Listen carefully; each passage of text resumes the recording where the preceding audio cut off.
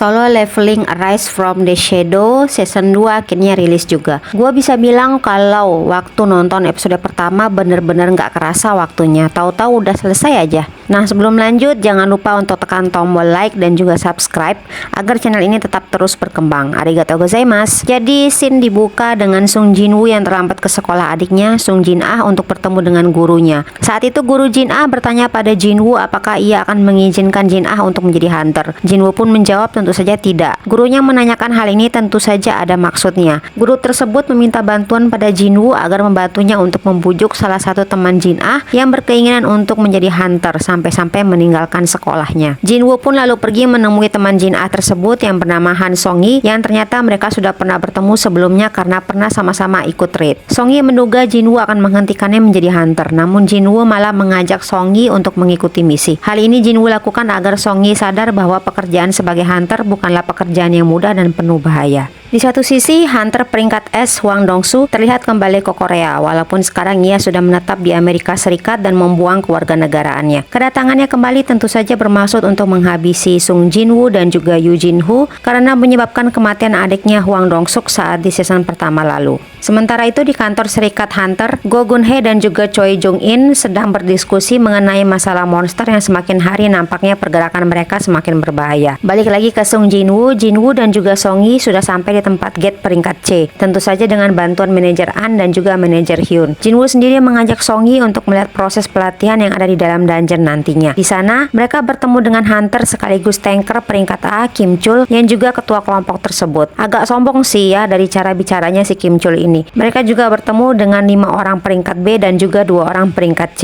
Mereka pun berangkat masuk ke dalam dungeon tersebut. Namun saat Jinwoo dan Song-yi baru saja masuk, tiba-tiba gate berubah menjadi merah. Jinwoo yang merasakan adanya bahaya berusaha keluar bersama Song-yi, namun sudah terlambat. Jinwoo pun lalu meminta pada manajer An dan Hyun untuk mencari bantuan di kantor pusat. Sementara raid yang berisikan 10 orang tadi sekarang sudah ada di hutan salju. Kim Chul mengatakan bahwa mereka ada di Red Gate. Song-yi bertanya pada Jinwoo apa itu Red Gate. Jinwoo menjelaskan bahwa Red Gate merupakan dungeon khusus di mana akses mereka dengan dunia luar terputus. Mereka hanya bisa keluar jika mengalahkan bos musuh atau terjadi dungeon break. Orang luar pun tidak bisa memberikan bantuan dan biasanya musuh yang mereka hadapi lebih kuat. Saat mereka tengah bicara, tim mereka diserang menggunakan panah yang tampaknya mengenai salah satu hunter. Song-yi sendiri berhasil dilindungi oleh Jinwoo. Nah, menariknya di sini Jinwoo terlihat melindungi Song-yi dengan cara memeluk Song-yi, yang dimana di manhwanya sendiri tidak ada. Ternyata yang menyerang mereka adalah peri es, salah satu musuh yang ditakuti oleh para hunter karena terkenal biadab dan mereka dijuluki Byaki atau iblis putih. Lagi-lagi di sini Kim Chul terlihat sombong dan membuat keputusan bodoh dengan membagi